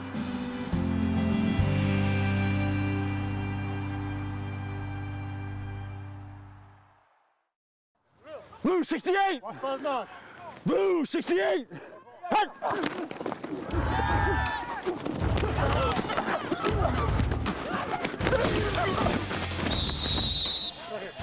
know, I love football. You know, I think I like football better than basketball. A lot of people said when I was here I should have been a football player, and so I don't know. I kind of wish I was. Let's go all day! Our Father, who art in heaven, hallowed be thy name. Thy kingdom come, thy will be done, on earth as it is in heaven. The fact that Jason Sutherland spends his free time playing semi-pro football shouldn't shock anyone. It's fun to get hit, it's fun to hit people. Let's go! The surprising part is that he plays for a team from Kansas. I'm on the other side of the border right now, but a lot of these guys don't look at me like that. You know, this is great. I mean, I wish it was in Columbia. I'd probably play for quite a bit longer. It wasn't too long ago that Jason had his chance to play football in Columbia for the Missouri Tigers. Coach Smith asked me to come out, and Norm really didn't want me to. He said he'd bring in another couple of guards, and at that time I didn't know if I was a football type. His opponents might have disagreed. Jason Sutherland has always been a football player, trapped inside a basketball player's body. It's no wonder he remains as one of the most polarizing figures in the long history of the border war. Well, Missouri fans thought I played hard and gave a great effort, and KU fans thought I was dirty and cheap and tried to hurt people. Missouri fans love him. He's like, Jason Sutherland was such a great player, a hard worker, and this and that. You ask a KU fan about him, it's, man, that is the dirtiest guy I've ever seen. He's just dirty. He didn't play the game right. He cheated. He was grabbing, doing stuff that he shouldn't have been doing. To me, it's playing hard, and a lot of times you do whatever you can to win. He is an aggressive individual, and so he finds himself in a few wrecks, a few more than the average guy. The toughest kid, and I mean the toughest kid pound for pound that I've seen play then, that I've seen play now. The only guy, my teammate, Al Eberhard. I'll put Al Eberhard up with Jason Sutherland as far as just toughness. That's just the way he played. All-out aggressive player, elbows, knees flying, and you know, just was always airborne or diving on the floor. And sometimes you wonder if he really had to do it, but he did it. I played just charity basketball games with Jason Sutherland, and it's not fun. You know, when I grew up, there was one way that I played, and you know, just learning to play basketball in my driveway with my dad. And there's one way we learned how to play, and he did the same thing, and I think that's where I got it, and it's all out. You know, you give everything you got, and some people probably don't like it, and some people do. I'm doing the game, broadcasting the game at Texas Tech. He starts the game, and he bangs a three, and the whistle blows, and you figure, you know, he bangs a three, he's going to get a 4-point play. Well, they called a foul on Jason because if you look at the TV, Jason shot the ball, grabbed the Texas Tech guy, and threw him on top of himself just to kind of get the game started off right. I think if I changed, it would have hurt my play, because that's how I'm used to playing. That's how I've always played. I guess the main thing that made me feel good is Roy used to say that, you know, he'd take me on his team, and he liked the way I played. So, you know, what their fans said and what their players said is one thing, but I guess if I respected their other coach, I mean, that's the only thing that really matters to me. That's how he was against anybody, not just Kansas. I mean, that may have brought out the fervor in a lot of players, but Jason was just that way and didn't endear himself to too many opponents at all. I guess I looked at it like if they hate you that bad, you must be doing something right for them to waste their time yelling at you and talking about you.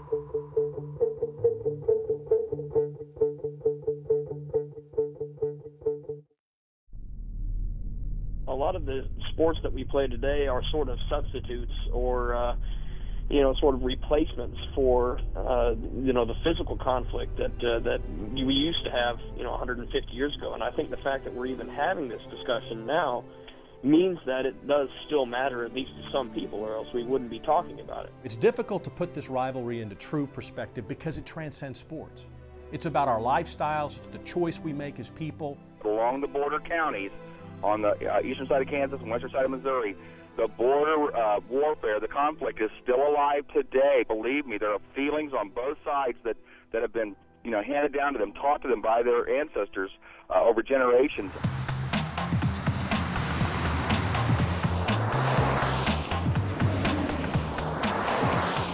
My wife went to OU, okay?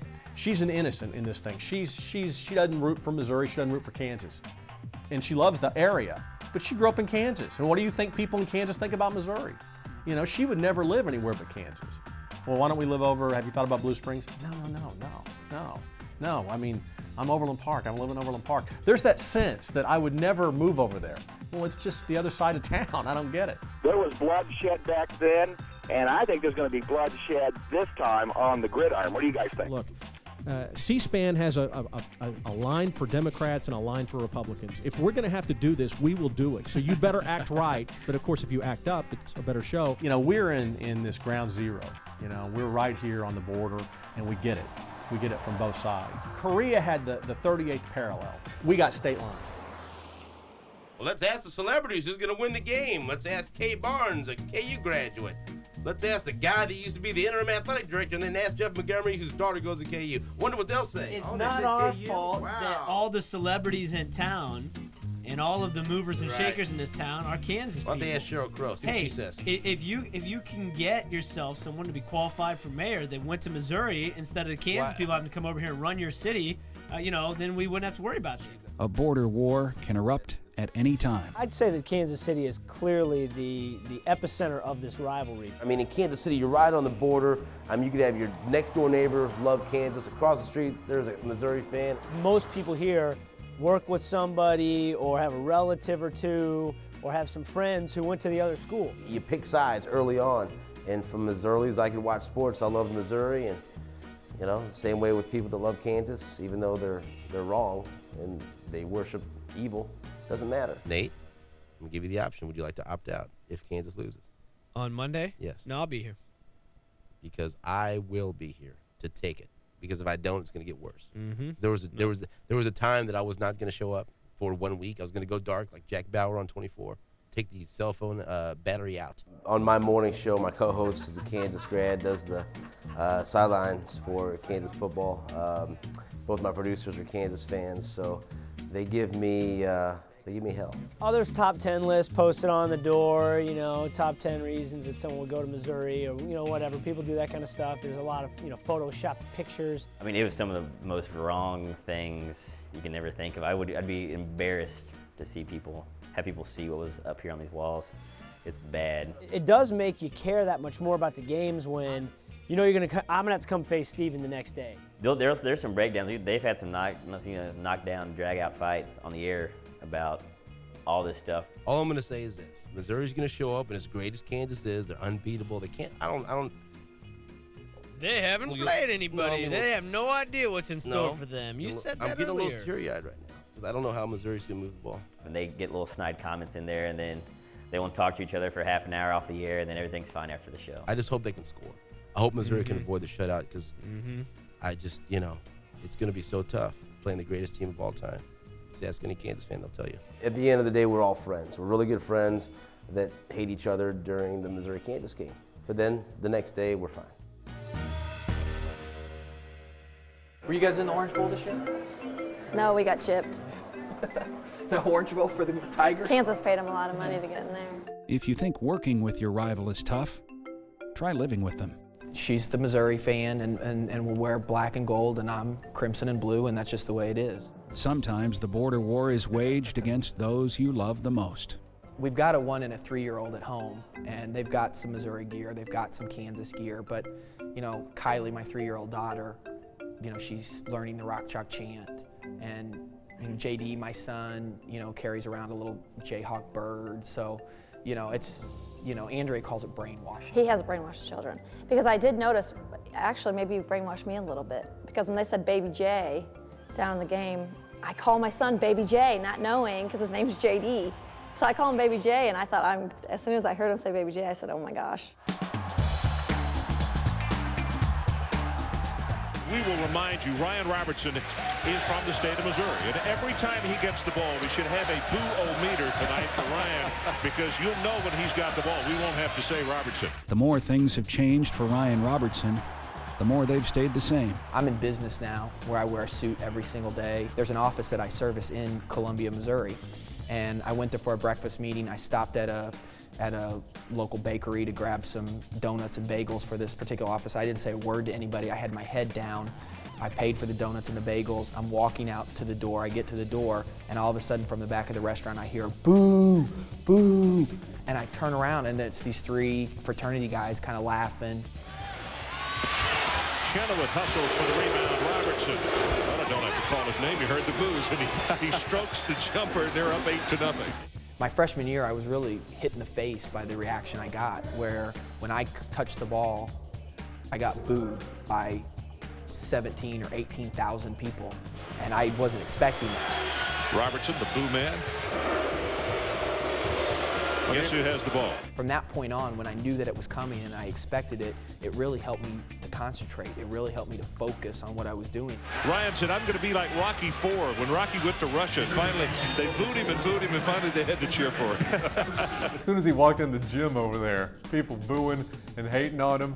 Never wanted to see him again, traitor. I think anyone who crosses that state line and goes to Kansas, particularly from that deep in the state, you know, people don't forget. They know where you're from. Definitely the hardened Missouri fans were a little disappointed, and I got, you know, on local radio stations, I got the traitor tag a couple of times. They greeted him with as much passion and volume as any visitor to the Hearn Center, because he really wasn't a visitor. You know, they felt he was knew he was a Missouri kid and had left for the dark side. So he really endured a lot. There was so much anticipation and pressure put on me to win there, because I would have hated to have graduated and not been able to say, oh, you know, we won it, Missouri. We were never able to break through until my senior year, and I felt relief. You know, I really did. I just felt an exuberation that finally we were able to break through. Despite what it sounded like, some Missouri fans actually liked Ryan. Well, at least one of them did. Interesting, I think, what his lady friend goes to Missouri, doesn't she? I guess I didn't understand how severe it really could be when he would come, so I was a little bit surprised when he would come visit. It became, to be honest, difficult for us to go to dinner on a date, or it became difficult for us to go to the movies on a date. So, you know, it was. I think a lot of people were disappointed and made life a little bit hard for me, but it was by far the absolute best decision I could have made, without question. And, you know, the way I feel about it is that's tough. You know, tough for them. Coach, how are you? It's my wife, Andrea. I've seen Andrea. Where? On my kitchen wall. Oh, in my office. Yeah. How you doing? Hi. Pleasure. Nice doing to meet okay? you. I don't know. The house is divided. What can we say? Kids are on my side, though, so it's Kids are on her 3-1. side, so it's usually 3-1. That's right. We'll let them grow up and be the fans and let them decide what they want to do ultimately. But, you know, every time I come back and I sit in there and watch a game, I pinch myself and I think to myself how blessed I was to be able to play in that building in front of those people with the tradition that we have. For me to be able to bring my daughter Kylie and my son JD back to a game in a couple of years when they're old enough to kind of look around and enjoy the building and the atmosphere, that'll be a lot of fun.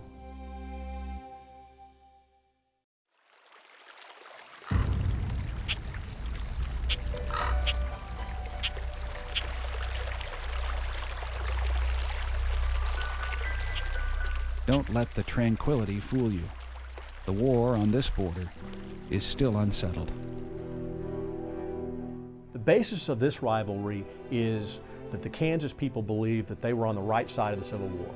And it started from there, and it builds up. Moral superiority. We did the moral thing. We were against slavery. The folks in Missouri say we were protecting states' rights, our right to make our own determination, the basis of democracy. This is a special area because national and world history began here.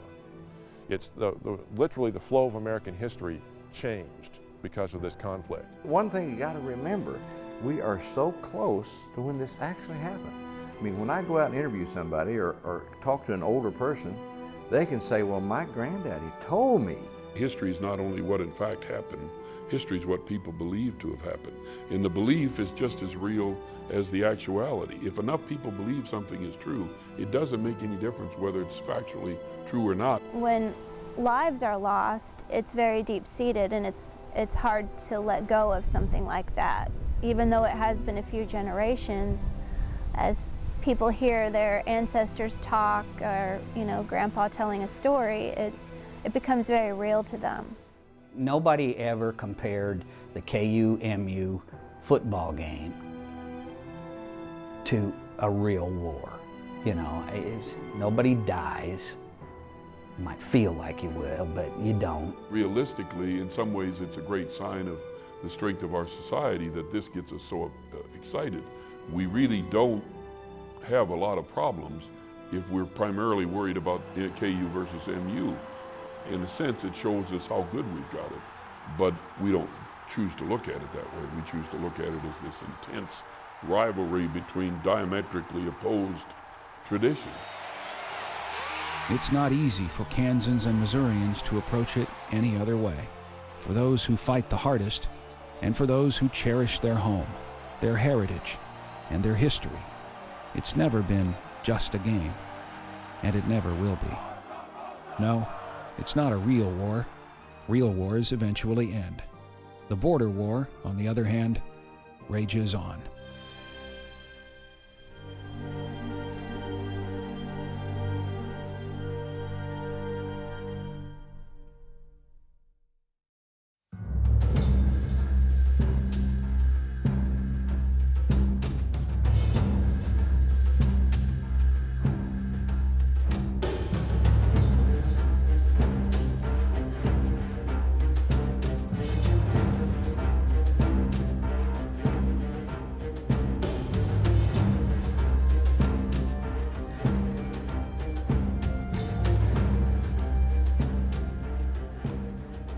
I remember one time we went over there the first year that I was coaching, and we had a terrible blizzard.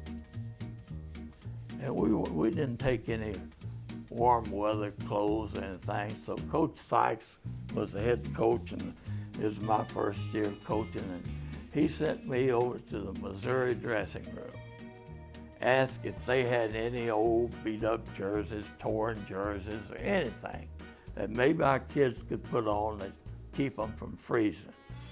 So I went over there with our equipment man and asked them that question. Their answer to me was, "We hope you freeze your ass off." That's exactly words, and that pretty well describes it. Well, I came back and told Coach Sykes, and he had the bus driver to bring the bus, park the bus behind the bench. So when our kids weren't in the game, they had get inside the bus with the heater on. That's the only way they kept from freezing. He came down through a gate, and he thoroughly enjoyed it because the driver was from Lawrence, Kansas, and he thoroughly enjoyed revving that bus up and coming down that hill. I can see him now coming down that hill by the dressing room and right through that gate, put that bus behind the bench there. People didn't know what was going on. In my sophomore year, and playing basketball, we went to Kansas to play a ball game and played No Hoke. And we came in at halftime, and there was snow. It was a snowy day and night, and it was in January, and there was snow on our dressing room floor. And we were getting beaten. And so our coach, I'm sure, was looking for everything he could to try to motivate us to do something.